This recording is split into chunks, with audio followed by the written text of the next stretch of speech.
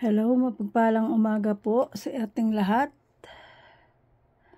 Muli po ay narito tayo sa pagbasa at pag-alam ng mga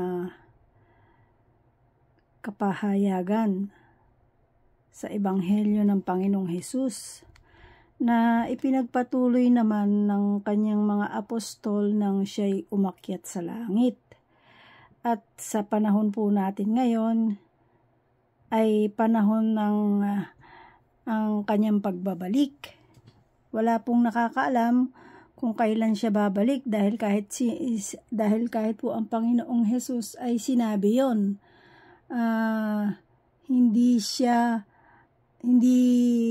Walang nakakaalam ng oras, tanging ang Ama lamang ang nakakaalam nun. Pero katulad po nung sinabi ko sa inyo nung mga nagdaan na nagbigay ang Panginoong Hesus ng mga sign. At lahat po ng sign na yan ay ang lahat ng nangyayari sa buong mundo. Yan po ang pinakamaliwanag. Ngayon po, pag nangyari na daw po ang lahat, ayon po sa kanya, sa Panginoong Hesus, pag nangyari na ang lahat ng sign, may isang darating na walang katulad na kapighatian. Yon. After nun, ayun na, makikita na ang ating Panginoong Hesukristo ng lahat ng sangkatauhan na pabalik. Wala naman pong binanggit sa Biblia kung siya'y bababa sa lupa. Ang tangi pong nasusulat sa Biblia na maliwanag ay pag dumating yung isang nag-iisang kapighatiang walang katulad na yon, ang lahat ng sumunod, namuhay, ng inaral ng ating Panginoong Hesukristo na batas ng ating Diyos Ama sa langit ay iaakyat pataas sa alapaap, sasalubungin ang ating Panginoong Hesus. Yun po ang pinakamaliwanag na nasa Biblia. And then after that, pag salubong natin sa Panginoong Hesus, doon na ibubuhos yung kapighatiang walang katulad. Kaya po ang ginagawa ko at ng lahat ng mga tao na ginagamit ng Diyos para ilathala ang kanyang salita, ang kanyang mensahe, ang kanyang babala. Excuse me po, ayan na naman po ang ating kaaway. In Jesus' name, I break you. At saka, ayan po, pag po dumating yon, saka po ibubuhos yung kapighatiang walang katulad.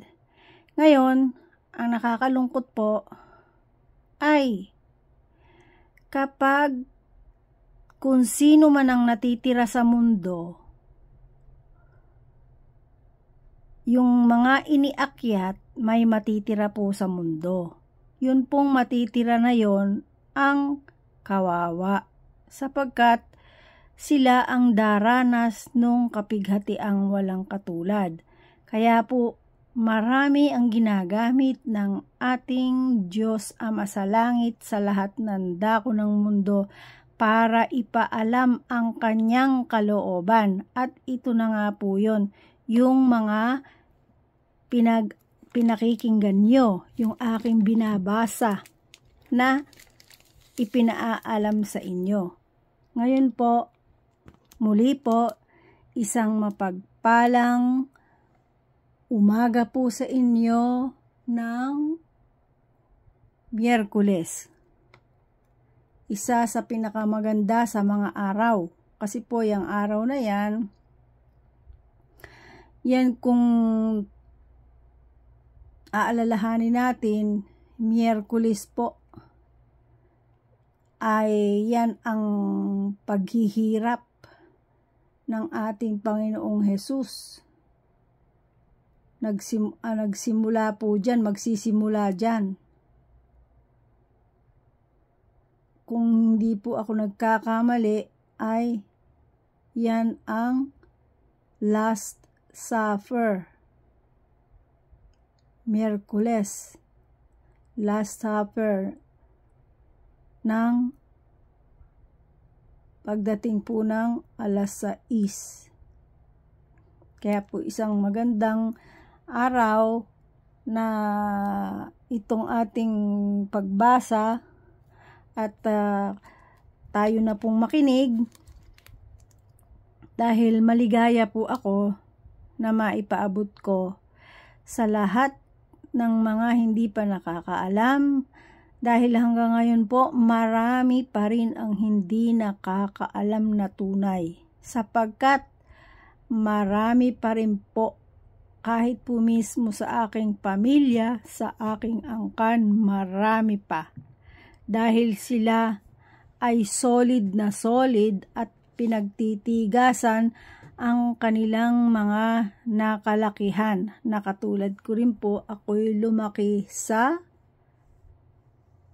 Katoliko na kung saan ang pagluhod at pagnalangin sa mga ribulto ay ipinagbabawal. Subalit, sa nakalakhi nating relihiyon ay bakit pinababayaan na dalanginan ang mga ribulto na ginawa ng tao, ng kamay ng tao, na nilagyan lamang ng mukha ng mga propeta ng Panginoong Hesukristo, which is kabawal-bawalan at kasuklam-suklam sa tunay at buhay na Diyos. Yan po yan. Kaya, meron po akong isang babasahin dito sa English kong Bible. Nakalagay po dito sa Biblia, ito po. Nakalagay po dito ay dito po sa Matthew 5:17 up to 19. Do not think I came to destroy the law or the prophets. Yan. Sabi po dito, huwag niyong isipin na nagpunta ako dito para sirain ang batas. Ang Panginoong Hesus po ang nagsasalita dito. Yan. Hindi daw po siya, ito po'y pasingit ko lang na karunungang nagmumula sa Diyos. Ano po?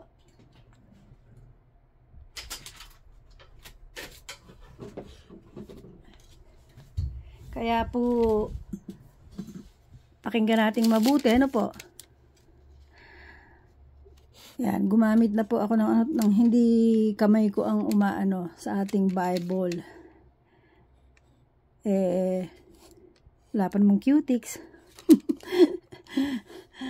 Do not think I came to destroy the law or the prophets. Yan, sabi po ng Panginoong Hesus sa 5:17 ng Mateo, hindi ako dumating o bumaba dito para sirain ang batas, ang kautusan, or ang mga propeta. I came not to destroy but to fulfill. Ayan, maliwanag po ang sabi niya. I came not to destroy. Hindi po ako bumaba para sirain, kundi tapusin, kumplitohin. Ganyan. Parang i-success, tapusin. Yun na nga po yun sa Tagalog. For truly say to you that sooner would heaven and earth pass away than for one smallest letter. I'm sorry. Nanihongo, yan ang sinasabi ko eh. Ito po, itong 18, ano po?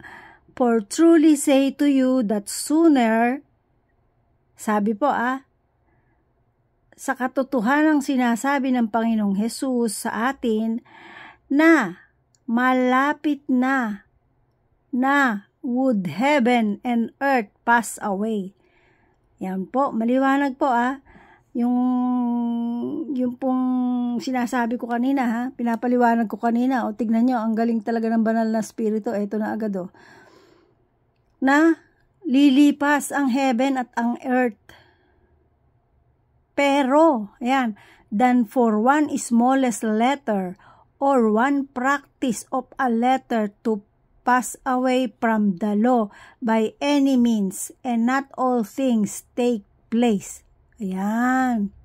So, nakalagay po dito na kahit isang maliit na letra, hindi mawawala. Yan.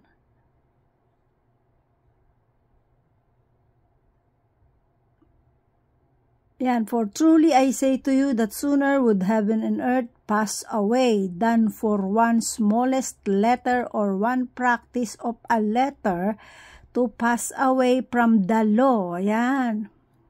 Yan po Ibig sabihin sa anong kasulatan, sabi nga hindi magbabago kahit isang maliit na letra. Sabi pa nga, meron pa nga po akong nabasa dito na kahit isang tuldok ay hindi mawawala. Yan. Tapos po,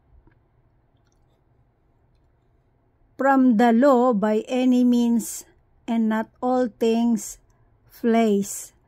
Whoever therefore breaks one of these least commandments, yan ito po, importante. Kung sino man ang magsira ng kahit kaliit-liitang commandments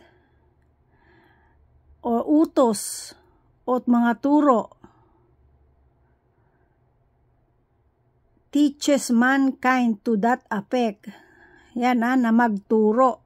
Kahit anumang kaliit-liitang bagay, parang yung pong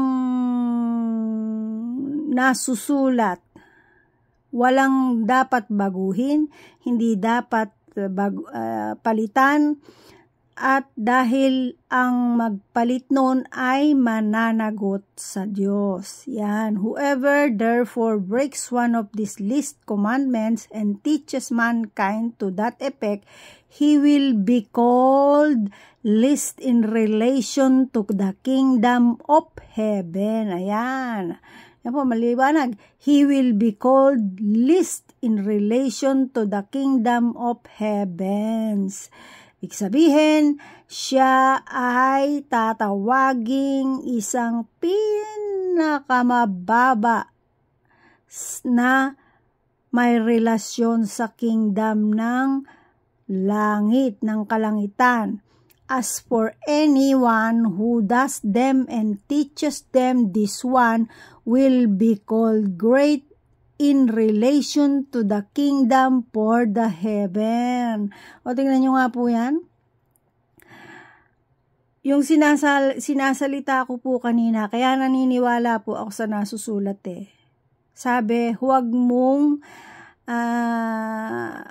i-underestimate ang kanyang kabataan, kung ano man ang kanyang mga sinasabi sa kanyang bibig, sapagkat ang nagsasalita ay hindi siya. Kaya po hindi po ako ang nagsasalita, ang ating Diyos, ang banal na Espiritu. Tingnan nyo nga po, hindi pa tayo nagpe-pray noon nung lagay na yon. Yan po, ganyan po yung tao ng Diyos. Kapag may sinasabi, imagine nyo, binigyan agad ako ng ipapaliwanag ko dun sa sinasabi ko sa inyo kanina.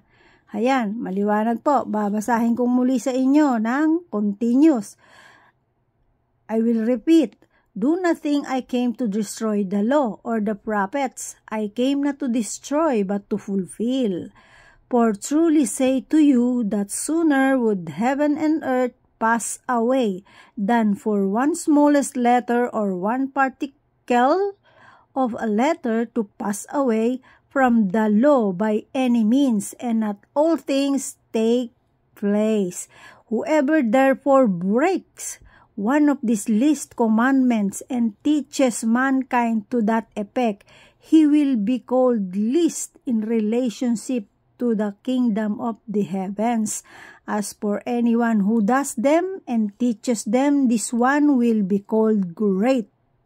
Yan po, ito pong kahuli-hulihan, gusto ko to. Kung sino man po daw ang magturo ng naaayon, dito po, kung ano yung nasusulat, katulad ng ginagawa ko sa inyo, kung ano yung nakasulat siya, kung ipinapaliwanag sa inyo, sinasabi, ay tatawaging great in relation to the kingdom of the heavens. So, yung communication niya sa langit ay great. Will be called great. Ay, praise God. Kahit po wala akong pera, kahit hindi ako mayaman, kahit itong ginagawa ko, ipagsisikap ko sa aking sariling paghahanap buhay, sa aking sariling gastos, masarap pong ang pakiramdam at maligaya po ako sa paglilingkod ko sa Diyos para sa pagmamahal ng Diyos po sa ating lahat. Kaya po, I'm doing this not for anyone na magdistorbo, kundi by all means sa aking sariling pagsisikap. Dahil po ito'y ginagawa ko sa Diyos. Kaya ito po, nakita nyo. As for anyone who does them and teaches them, this one will be called great in relation to the kingdom of heavens.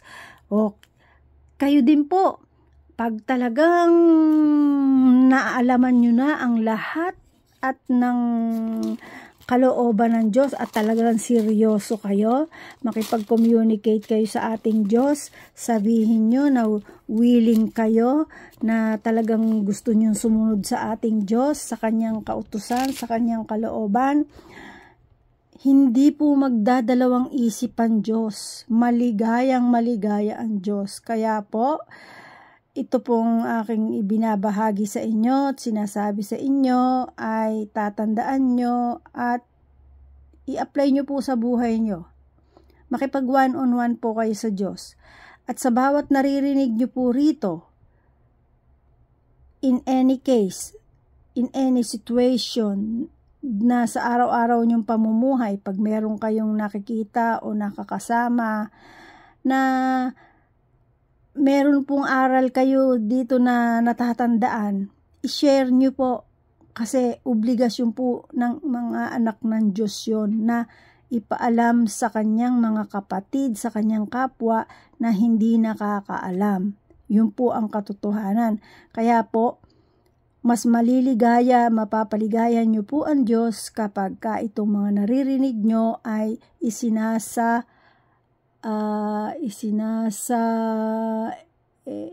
pinaparte nyo po sa inyong mga kakilala, kaibigan, kamag-anak, minamahal, pamilya, para nila malaman at maintindihan nila bago pa dumating ang Panginoong Hesukristo ay maisabuhay na nila.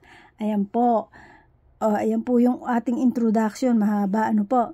Sige po, sana po. Kapag po, i-rewind nyo lang po itong playlist natin. Nandito naman po. Pinilalagay ko po sa playlist para anytime na gusto nyo tingnan, pakinggan, may makikita po kayo dito. Dito po sa aking channel. Kaya po, sige po. Umpisahan na po natin. Mag-pray po muna tayo. Sa awa at tulong ng ating Diyos Ama sa langit, ay maalaman natin ang lahat ng kanyang kalooban at maipagpatuloy po natin ang pamumuhay ng kanyang mga batas. Para naman po sa atin yun Hindi po sa ating Diyos yun. Para po sa atin ginagawa niya yun. Bakit ginagawa ng ating Diyos? Kasi nga matatapos po ang mundong to. Mawawala. Ngayon, ang gusto ng Diyos, makasama niya kayo. Mabuhay kayo na kasama siya at kasama ang Panginoong Hesukristo. Ganun po, hindi po sa ano pa man yun. Gusto po ng Diyos kasi mahal ng Diyos ang tao. Kaya po, lahat ng paraan ay ginagawa ng Diyos. At marami siyang tinawag. Yon, isa na po ang inyong tagabasa. Kaya po, ang akin pong masasabi, tayo na po, mag-umpisa na po tayo mag-pray at tumatakbo po ang oras nitong aking video.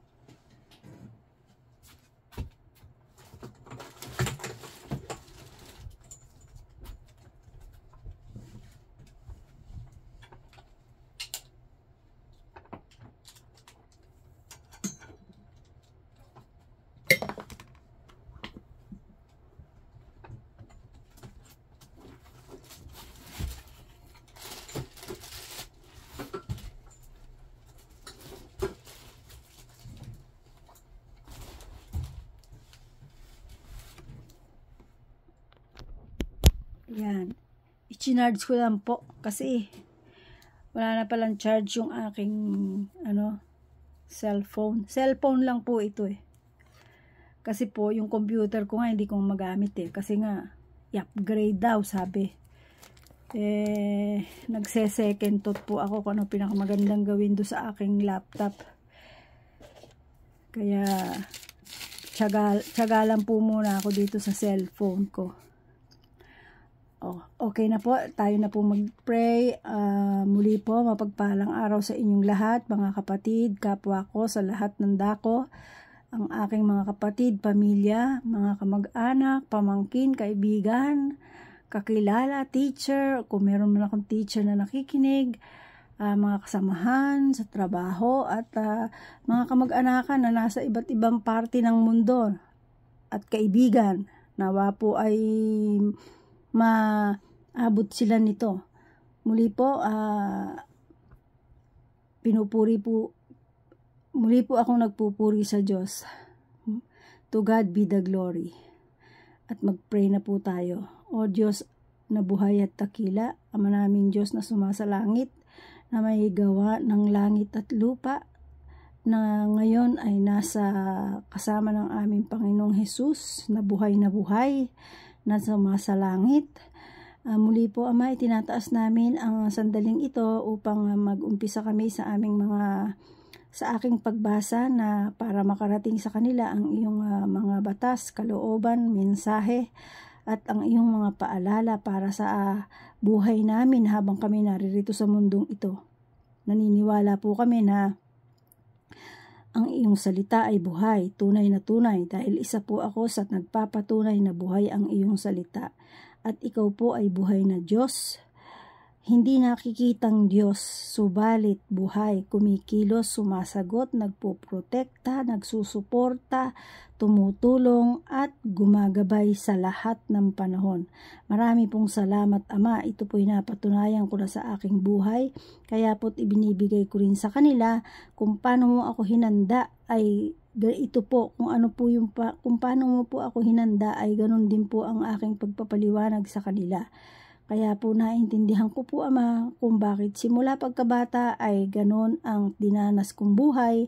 Isa lamang pala yon, yung po pala ay pag-aaral mo sa akin at paghahanda para sa sandaling ito. Muli po, Ama, lahat ng aking mga taong tinawag mo, lahat ng mga kaibigan, kamag-anak, kakilala na tinawag mo para makapakinig ng audio record na ito ng iyong mga salita.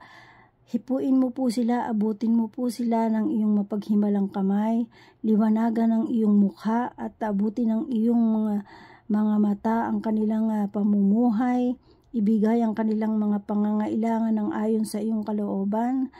Kawan mo po sila at tulungan sa lahat ng kanilang mga kinakaharap sa buhay kung mayroon man, at pagpalain mo po ang lahat ng kanilang kamag-anak, kaangkan, at ang kanilang bawat araw ay pagpalain mo po ang kanilang anuman ang mayroon sa kanilang trabaho, sa kanilang pinagkakakitaan, pagpalain mo po sila amang lahat.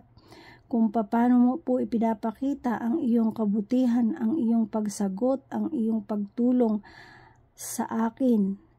Ipagkaloob mo rin po, ipaabot mo rin po sa kanila na mga anak mo na talagang nagmimithi na makilala ka pa ng lubusan. Kaya po, narito po, Ama, sa pangalan po ng aming Panginoong Hesus, itinataas ko po ang lahat ng aming mapag-aaralan, ang aking mababasa at lahat ng aking maipapatotoo sa kanila ayon sa aking buhay, ayon sa paghahanda mo sa akin. Ito po ay naintindihan ko kung bakit ngayon, sapagkat ako pala ay magiging isa mong buhay na patotoo sa iyong kabutihan at pagiging buhay at dakilang Diyos. Muli po, salamat Ama, pinupuri ka namin, pinasasalamatan, niluluwalhati, sa iyo lamang ang tanging papuri at pagsamba. At ang lahat po ng ito, Ama, our Father God Jehovah, our Yahweh El Shaddai, ay sa pangalan ng iyong bugtong na anak, ang aming Panginoon at nag-iisang tagapagligtas, ang aming Panginoong Hesukristo, sumaiyo po lahat ang aming papuri, pasasalamat, pagluwalhati, pagsamba, at pagmamahal, pagsunod. Lahat po ng iyan, Ama, ay binabalik namin sa iyo ang lahat ng kabutihan mo. Salamat po, Ama. To you, O living Father God, be the glory in the name of your Son, Jesus Christ, our Lord, our King and Savior. To God be the glory in the mighty name of our Lord Jesus Christ. Inaangking ko po ang paghipo mo sa kanilang lahat saan man silang dako naroroon. In the name of our Lord and Savior Jesus Christ, and by the blood of Jesus, alisin mo po ang mga mangiistorbo sa aming pag-aaral sa iyong salita at inaangkin po namin ang iyong banal na Espiritu, ang pakikipisan ng iyong banal na Espiritu bilang iyong presensya at ng Panginoong Hesukristo sa aming pag-aaral. Salamat po. Thank you, Father God, in the name of your Son, Jesus Christ, our Lord. Amen. At ang lahat po ay magsabi ng Amen. O ayan po. Ito pong itutuloy ko po ay nadugtungan ko po ng kahit papano yung ating Hebreo. Ngayon po itutuloy ko naman itong sa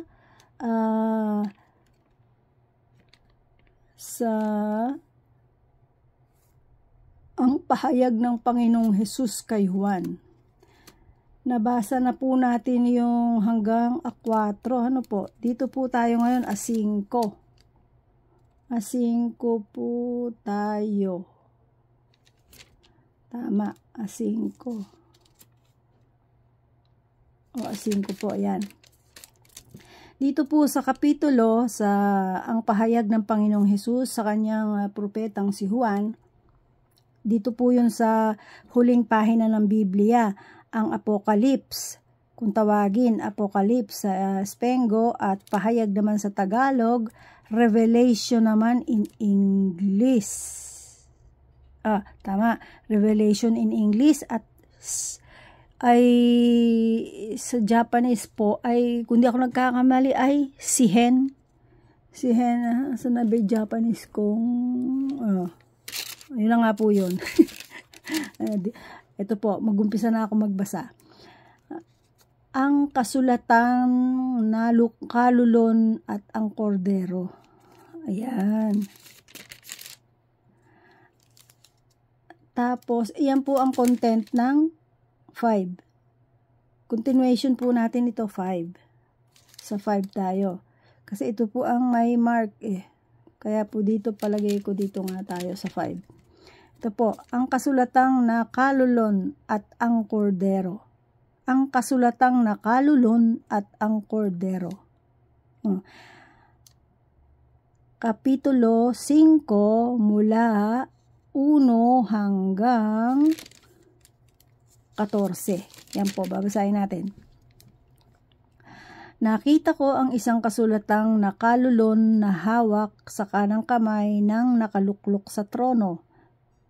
May sulat ang magkabilang panig nito at may 7 tatak. At nakita ko ang isang makapangyarihang anghel na nagpahayag ng malakas, sino ang karapat dapat na sumira sa mga tatak at magbukas sa kasulatang nakalulon. Ngunit walang nasumpungan sa langit, sa lupa o sa ilalim ng lupa na makapagbubukas at makatitingin sa nilalaman niyon. Buong kapaitan akong nanangis sapagkat walang natagpo ang karapat dapat, Kaya sinabi sa akin ng isa sa matanda, huwag kang manangis, tingnan mo, ang leon mula sa lipi ni Juda, ang anak ni David, ang siyang nagtagumpay at may karapatang sumira sa 7 tatak at magbukas sa kasulatang nakalulon. Pagkatapos may nakita akong isang kordero na nakatayo sa pagitan ng matatanda at ng tronong napaliligiran ng 4 na nilalang na buhay. May mga kordero, may mga bakas na nagpapakilalang pinatay na ang kordero. Ito'y may 7 sungay at 7 mata na siyang 7 espiritu ng Diyos. Ito'y may 7 sungay at 7 mata na siyang 7 espiritu ng Diyos na ipinadala sa buong sanlibutan. Lumapit ang kordero at kinuha ang kasulatang nakalulon sa kanang kamay ng nakaluklok sa trono. Nang ito'y kunin niya, nagpatira pa sa harapan ng kordero ang 4 na nilalang na buhay at ang 24 na matanda. May hawak na alpa ang bawat isa at may gintong mangkok na puno ng kamanyang. Ito ang panalangin ng mga banal. Inaawit nila ang bagong awit na ito. Ikaw ang karapat-dapat na kumuha sa kasulatang nakalulon at sumira sa mga tatak niyon, sapagkat pinatay ka at sa pamamagitan ng iyong kamatayan ay tinubos mo para sa Diyos ang mga tao mula sa bawat lipi, wika, bayan at bansa. Ginawa mo silang isang liping maharlika at mga saserdote para maglingkod sa ating Diyos at sila'y maghahari sa lupa. Tumingin akong muli at narinig ko ang tinig ng libu-libot laksa-laksang anghel.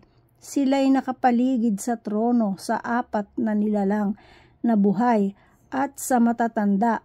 Umaawit sila ng ganito, ang korderong pinatay ay karapat-dapat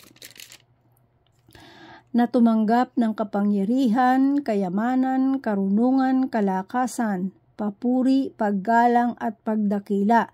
At narinig kong nag-aawitan ang mga nilikha, nasa langit, nasa lupa, nasa ilalim ng lupa at nasa dagat, lahat ng nilikha sa buong sanlibutan, sa kanya na nakaluklok sa trono at sa kordero.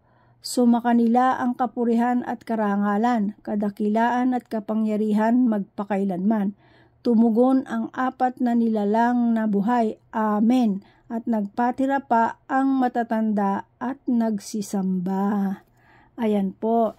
Yan po ang kapitulo 5 na binasa ko. Ngayon po, isasummarize po natin. Yung iba, papaliwanag ko ng konti para po makarami tayo. Dito po sa 5, nakalagay dito, ang nagsasalita dito ay si Juan. Kinukwento niya po yung nakita niya. Pagdating sa mula 5:1 hanggang 3. Ayon po dito may nakita siya na yung pong may 7 tatak, kasulatan. Yung nakalagay po dito kasi ang kasulatang nakalulon. Ako po yung first impression ko dito, yung nalunok yung nakalulon. Ito po pala ibig sabihin nito, ang kasulatan na pinahatid sa atin ng banal na espiritu, nakalulon, ibig sabihin nakasara, nakasealed. Nakasealed pala yon. Tingnan niyo po ang layo, no? Nakalulon tapos nakasealed. Ayan kasi pag binasa mo po ang kasulatan, sabi ko nga sa inyo, pag walang banal na espiritu, hindi niyo maintindihan. Sino ang karapat-dapat na sumira sa mga tatak at magbukas sa kasulatang nakalulon? Tingnan nyo nga, di ba? Sa kasulatang nakalulon. Iniisipin nyo po, pag narinig nyo nakalulon, ibig sabihin, nalulon, di ba? or ano man yung nalunok niya, ganon. Hindi pala. Kasulatang nakalulon, meaning kasulatang naka-sealed. Ano ba yung sealed? Nakalak. Yun. Ayan, nakalak, naka-sealed, nakasara. Yun. Yun po. Ngayon, nakita ng ating Apostol Juan na walang pwedeng magbukas. Kaya siya ay napaiyak. Subalit, may nagsabing matanda. Sabi po ng matanda, huwag kang manangis. Tingnan mo ang leon mula sa lipi ni Juda. Nagtagumpay at may karapatang sumira sa 7 tatak at magbukas sa kasulatang nakalulon. Yon. May karapatan ang Panginoong Hesus po yung binabanggit dito. Sinabi ng matanda, huwag kang manangis, sabi kay Juan, dahil mayroong nagtagumpay. At iyon nga ay ang ating Panginoong Hesus. Nagmula siya sa lipi ni David, ni Haring David. Bakit siya nagsimula sa lipi ni Haring David? Gayong anak siya ng Diyos. Kasi nga po, di ba, si Maria mula sa langit ay nilimliman ng banal na espiritu ng Diyos. So, yung banal na espiritu ng Diyos lumilim kay Maria, kaya si Maria ay nagdalang tao. At yung pagdadalang tao ni Maria, yun na nga ay ang Panginoong Hesus. At si Maria po at si San Jose ay galing sa lipi ni Haring David. Ayun po. Excuse me. Kaya po, yan.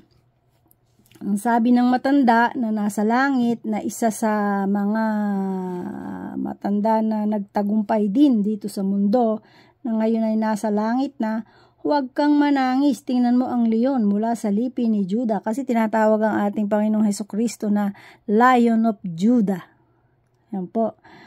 Tingnan mo ang anak ni David, ang siyang nagtagumpay na may karapatang sumira sa 7 tatak na magbukas sa kasulatang nakalulon. Yan. Sabi, may karapatan na ang ating Panginoong Hesus, kaya mabubuksan yon ng ating Panginoong Hesus. Ngayon po, sa panahon natin na nabuksan na yan, tapos ayon po sa pangyayari sa mundo natin, ayon sa mga senyales na sa mga pangyayari dito sa mundo, sa buong mundo, tayo po ay nasa ika-4 na tatak na. 7 yun. 7 pong tatak yan eh. Yung nakaselyo na yon, yung nakalak, 7 po yun. 7 po yung bubuksan na nakaselyong tatak. Ngayon, sa ating pong panahon, sa pangyayari sa mundo, ay nasa yung pong huli kong basa nitong pahayag, ang alam ko, nasa panahon tayo ng ika-4 na tatak eh. Ika-4 na tatak. Nasusulat din po dito kung ano ang mga bawat tatak, kung ano ang mga pangyayari. Kaya, ipagpatuloy na po natin. Tapos, nung sabi nga, may magbubukas na nga, ayun na nga ang Panginoong Hesukristo ang nagtagumpay, kasi siya yung nagtagumpay sa pagkakapako sa krus, di po ba? Kahit ano ginawang pagsagabal ni Satanas, imagine nyo po, maraming beses siyang tinukso ni Satanas, marami siyang beses na inistorbo, katulad po ng ginagawa sa atin ngayon, sa mga sumusunod na anak ng Diyos, sa mga sumusunod sa kalooban ng Diyos, iniistorbo niya, lalong-lalo na yung alam niya na pahirapan niyang makukuha, ay talaga po naman panay ang istorbo niya, katulad ng ginagawa niya sa buhay ko. Kaya I break by the blood of Jesus, wala siyang karapatan sa buhay ko at sa buhay nating lahat. Tatandaan niyo po yan. Kayo po mismo, ang sabi ng Panginoong Hesukristo, kapag kayo'y sumusunod na sa Diyos at namumuhay na sa Diyos, kayang-kaya niyong patalsikin niyang si Satanas sa buhay niyo. Yan po. Dahil ang mga tao, hindi daw po, ayon po sa Panginoong Hesus, hindi tayo nakakaalam ng salita ng Diyos, hindi tayo natututo ng salita ng Diyos para matakot, kundi ito ay para tayo maging matapang, magtagumpay na lumaban sa dyablo. Ayan po. Kaya ito po, ngayon po, nung makita nga po ni San Juan, nagpatira pa siya. Kasi nalaman niya na ang ating Panginoong Hesus pala, meron palang magbubukas noon, kundi ang ating Panginoong Hesus pala. Kaya po, nakalagay dito, ikaw ang karapat-dapat na kumuha sa kasulatang nakalulon. Yan, ang Panginoong Hesus po ang tinutukoy dito. At sumira sa mga tatak na iyon, sapagkat pinatay ka, at sa pamagitan ng iyong kamatayan ay tinubos mo para sa Diyos ang mga tao. O yan, maliwanag, ano po? Tinubos tayo ng ating Panginoong Hesukristo sa pamagitan ng kanyang kamatayan. Dahil kung hindi niya ginawa yon, ang lahat ng taong makasalanan, patay agad. Ganun po. Parang katulad nung yung pumpune, yung barko ni Noah, yung pinatay ng Diyos ang lahat ng tao sa sangkalupaan, si Noah lang at saka yung kanyang angkanang natira. Pero po ngayon, hindi na ganon. Kasi may pagkakataon na yung masama na magbago. Basta tatanggapin niya ang Panginoong Hesukristo kung sino yung nagbuwis ng buhay para alisin at may karapatang mag-alis ng kasalanan at ng kamatayan. So, yung kamatayan pong sinasabi, yun yung pag namatay ang katawang lupa mo, meron ka isang taong loob na nasa loob, dalawang kapupuntahan yan, kamatayan ng pagkatupok sa apoy o buhay. Patay o buhay. Kaya mamimili lamang po ang tao. Patay o buhay. Pag namatay ka, ano gusto mo? Buhay o patay? Parang gano'n, di ba? Parang medyo ano po yung tanong, ano? Pag namatay ka, ano gusto mo? Buhay o patay? Syempre, buhay. So, ibig sabihin, gusto mo ng buhay, buhay ng taong loob mo, kaya mag-aral ka at sumunod sa kalooban ng Diyos. Pero kung gusto mo na patay, ay magwalang-walang hiya ka na habang buhay ka. Magwalang hiya ka sa kapwa mo, manira ka, manlait ka, lahat. Sige, walang respeto ka, lahat gawin mo. Kasi, kung gusto mo na pag namatay ka, yung kataong loob mo rin, mamamatay rin dun sa kumukulong apoy. Ganun lang yun. Kaya po, eto, binigyan tayo ng Diyos ng choices, ng option. Kaya nasa sa atin po, tayo ang mamimili. Kasi mayroon tayong binigay ang Diyos na karapatang mamili. Freedom to choose tayo. Kaya po, anong gusto mo? Sinabi rin po ng Diyos yun, ha? Dalawa ang option ng tao, buhay o kamatayan. Piliin mo ang buhay. Yun ang sabi ng Panginoon ng Diyos, Ama, ha? Piliin mo ang buhay. Sinabi niya na agad, ha? Hindi niya sinabing piliin mo ang kamatayan. Sinabi niya, piliin mo ang buhay. Nandito rin po yung sa Biblia. Ayan na po. Ang sabi dito, karapat-dapat nga ang ating Panginoong Hesus at nag-awitan ang mga anghel sa langit. Excuse me. At ibinigay ang papuri sa ating Panginoong Hesukristo. O ngayon po, nandito na tayo sa Kapitulo 6. Kapitulo 6. At ito naman po ay mula 1 hanggang 17. At ito na po, yung ang mga tatak. Ayan, malapit na tayo, ha. Ito na tayo, umpisa na tayo sa tatak. Kaya lang, 44 na itong aking video. Pagka po ito'y natapos, tatapusin natin, tapos susundan pa uli natin para i-record pa uli natin. Lagay ko lang po uli sa playlist, dun yun na lamang po sundan. Ano po? Pag po kayo ay talagang mas maganda po kayo pag nakikinig, yung relax kayo para nakakain yung mabuti ng kaluluwa nyo yung mga sinasalita at binabasa dito na aral ng ating Diyos Ama sa langit. O ito na po, Kapitulo 6, ang mga tatak. Nakita kong sinira ng kordero ang una sa 7 tatak at narinig kong nagsalita, sinlakas ng kulog, ang isa sa 4 na nilalang na buhay. Halika, sabi niya. Pagtingin ko, nakita ko ang isang kabayong puti. na ang sakay ay may hawak na pana. Binigyan siya ng korona at siya'y humayo upang patuloy na magtagumpay. Ayan, dito po sa ang mga tatak, kayo po mismo na nakikinig sa aking pagbabasa, maiintindihan nyo sa magitan ng banal na spirito yung mga nalalaman dito kung nasaan na tayo ngayon. Makikita nyo po, maiintindihan nyo.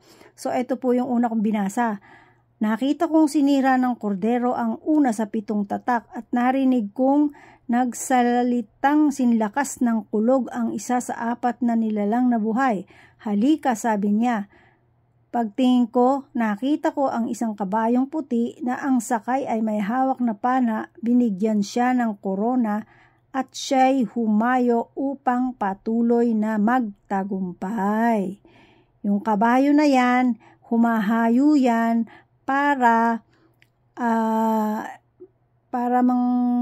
magtawag ng mga taong sa Diyos. Siya, ang dala niya ay katagumpayan. Yan po. Kaya isa po yan sa unang tatak. Ito po kasi yung unang tatak na ito, ang tinawag po ang Juan Apostol Juan. Halika, sabi niya. Pagtingin ko, nakita ko, sabi ng apostol, pagtingin ko, nakita ko ang isang kabayong puti na ang sakay may hawak na pana. Binigyan siya ng korona at siyang humayo upang patuloy na magtagumpay. I'm sorry po, ito po pala ay Panginoong Hesus, kasi ang Panginoong Hesus ito Halika. Kasi ang Panginoong Hesus po, ang tatak po ng Panginoong Hesus ay kabayong nakasakay na sa puti na may dalang pana. Pana nga. Halika, sabi niya, pagtingin ko, nakita ko ang may hawak na pana. Binigyan siya ng korona at siya'y humayo upang patuloy na magtagumpay. Sinira ng yan, magtagumpay, pula. Yun. Kasi ang pana po ang dala ng Panginoong Hesus Pagpatuloy po natin, makikita natin. Basta ito po ang ang kabayong puti na sakay na magtagumpay. Palagi po ito ito po ang karakter ng Panginoong Hesus Tapos po, ito na po naman tayo sa pangalawa. Sinira ng kordero ang pangalawang tatak at narinig kong sinabi ng pangalawang nilalang na buhay. Halika, isa namang kabayong pula ang lumitaw. Ang nakasakay rito ay binigyan ng kapangyarihang magpasimula ng digmaan sa lupa upang magpatayan ang mga tao. Isang malaking tabak na ibinigay sa kanya. So, ito pong kabayong pula na to, simula nung nabuksan na ito, siya na po yung nagpasimula ng, di po ba may mga World War I, World War II, tapos kung saan sa mga pag-aaway-away. Kasi po, dahil po sa pagkakabukas na ng isang tatak, pangalawang tatak na ito, yung pulang kabayo. Ito na po tayo. Pangatlo naman, sinira ng kordero ang pangatlong tatak at narinig kong sinabi ng pangatlong nilalang na buhay, halika, isang kabayong itim ang nakita ko. May hawak na timbangan ang sakay nito. May narinig akong wari, isang tinig na buhat sa kinaroroonan ng 4 na nilalang na buhay. Ang sabi, isang takal na trigo lamang ang mabibili ng sahod ng maghapong paggawa at 3 takal na sebada lamang ang mabibili ng gayong ding halaga. Ngunit huwag pinsalain ang langis ng olibo at ang alak. Ito pong pangalawang tatak, ito po yung kabayo na pula na may dala siya nagpasimula ng digmaan sa lupa upang magpatayan ng mga tao. Ito pong pangalawa, yung pong una kasi katagumpayan Yung pangatlo, ito po naman yung kabayong itim. Ito naman pong kabayong itim nito, ang dala naman po nito kahirapan. Kasi nakita nyo naman, ang sabi, isang takal na trigo lamang ang mabibili ng sahod sa maghapong paggawa at 3 takal na sibada lamang ang mabibili sa gayon ding halaga. Ngunit huwag pinsalain ang langis ng olibo at ng alak. So, tingnan nyo, kung inyo pong papansinin, may mga exemption eh. Kahit binubuksan yung mga tatak, kahit merong mga karapatan na yung mga katulad ng kabayong pula, katulad nitong kabayong itim, sinasabihan ng Diyos. Kaya ito po'y maliwanag na ang kontrolado talaga ng Diyos ang lahat ng pangyayari sa mundo. Kasi tingnan nyo, ngunit huwag pinsalain ang langis ng olibo at alak. May exemption. Gawin mo yung mga yan, pero huwag mong gagalawin ang langis ng olibo at ang alak.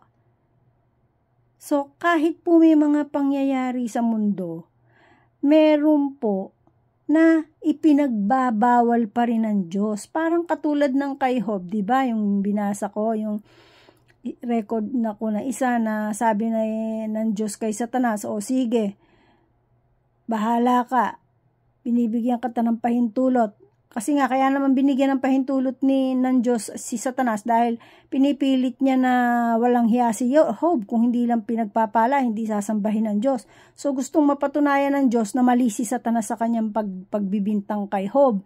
Kaya pinahintulutan niya na gawin ni Satanas ang kanyang magagawa, pero binigyan siya ng ultimatum. Huwag mong gagalawin ang buhay ni Job. O, diba? So, ibig sabihin, kuhanin mo na lahat sa kanya, wag mong gagalawin ang buhay niya. So, may ultimatum ang Diyos. Kasi po, ang demonyo, ang si Satanas, kapag Diyos ang nagsalita, tumitiklop yan. Binibigyan siya ng karapatan para ipatunay sa kanya na may mga taong nagmamahal sa kanya, sa Diyos. May mga taong masunurin, katulad natin. Ayun po. At may mga taong nagmamahal sa Diyos, kaya nakikinig ng salita ng Diyos, katulad natin. Ayan, sarap naman pakinggan, po. Ito po, Kaya po ito, yung nasa 3 tatak po tayo, Yung una, katagumpayan, Yung pangalawa, ito po yung paglalaban-laban, digmaan, at pagpapatayan. Yung pangatlo, ito po yung paghihirap. Ito po yung isang takal na trigo lamang mabibili ng sahod. Ayan. Ito na po tayo sa pang-4 na tatak. Sinira ng kordero ang pang-4 na tatak at narinig kong sinabi ng pang-4 na nilalang na buhay. Halika at nakita ko na may isang kabayong maputla. Ang kulay, ang pangalan ng sakay nito ay kamatayan. Kamatayan na talaga. Ang buntot niya, ang Hades. Binigyan sila ng kapangyarihan sa 4 na bahagi ng lupa upang pumatay sa pagitan ng tabak, tagutom, salot, mabangis na hayop. O, tingnan nyo nga po. Hayan, pang-4 na tatak tayo. Naririto tayo sa panahon na to Diba? Diba maliwanag po yan? Nandito tayo, halika. Kumbaga naririto na tayo. Ang ibig ko pong sabihin, naririto na tayo sa pang-4 na tatak. Halika, nakita ko na may isang kabayong maputla ang kulay. Ang pangalan ay kamatayan. O diba? Ano ba nangyari sa buong mundo? Halos daming namatay.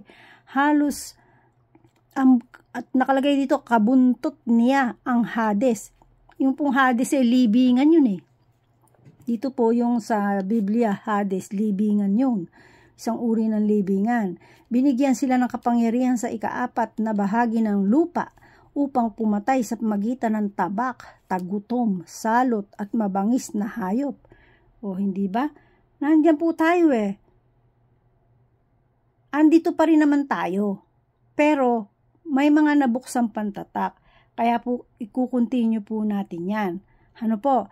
Kaya po mga kaibigan, 5 minutes na lang, so ipag-pray natin na mas lalo pa tayong maaralan, mas lalo pa tayong mabuksan, at hilingin natin sa Diyos na buksan ng Diyos ang mata ng ating puso, ng ating isip, ng ating buong kaluluwa, upang maalaman natin at magkaroon tayo ng eagerness eagerness na maalaman pa natin ang lahat ng kalooban ng Diyos para tayo pagdating ng Panginoong Hesukristo ay masama tayong iakyat sa alapaap, sa lubungin ng Panginoong Hesus bago po dumating yung sinasabing kapighatiang walang katulad, dahil talagang walang katulad yon. At ang nakalagay nga po doon, ang tao mimithiin niyang mamatay pero pati kamatayan lalayuan siya. So imagine nyo po yun. Kaya po kailangan po natin na magmithi, na maalaman ng kalooban ng Diyos. Kaya po ito, mag-pray muna po tayo. Ama, salamat po. Maraming salamat sa mga taong pinapakinig mo, tinawag mo. Alam ko, ikaw ang nakakaalam kung sino-sino sila. At naniniwala akong minamahal mo sila. At hindi lang yon, nalalaman mo ang kanilang mga puso.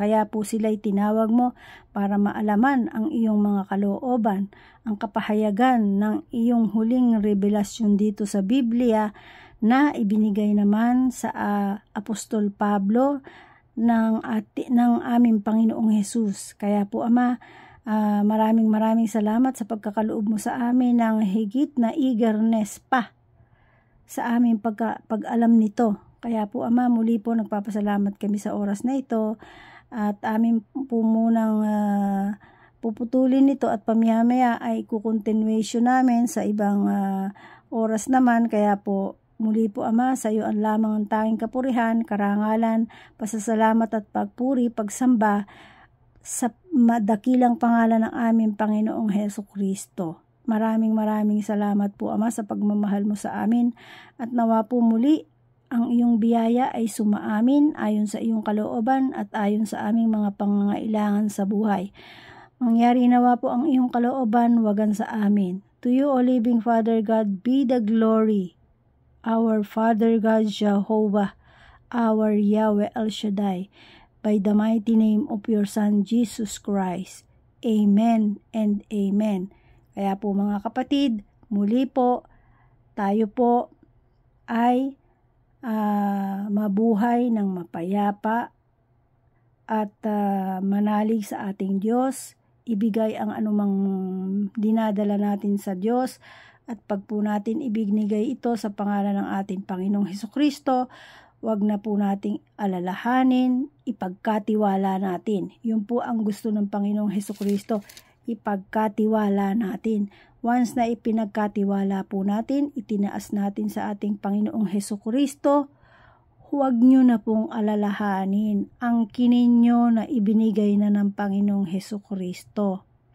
Kasi po, pag nagpray tayo na may na laging yung inaalala, isa lamang po ang ibig sabihin yon. Hindi kayo nagtitiwala sa Diyos at hindi nyo ipinagkakatiwala sa Diyos. Ganun po yon. Kaya once na ipinagkatiwala po natin at itinaas natin sa Diyos, kalimutan at hintayin ang kasagutan ng ating Diyos Ama sa langit sa pamagitan ng ating Panginoong Hesukristo at sa pakikipisan ng banal na Espiritong ipinadala sa atin para tayo ay bigyan ng kalakasan, gabay sa buhay na ito. Salamat po mga kaibigan, kapatid, kakilala, kamag-anak at lahat ng tao sa mundo at lalong-lalo na ang mga kapatid sa Panginoong Hesukristo. Ang lahat po ay magsabi ng Amen sa inyo po lahat. Patnubayan kayo at ang kapayapaan ay mapa sa inyong lahat. Salamat po. God bless.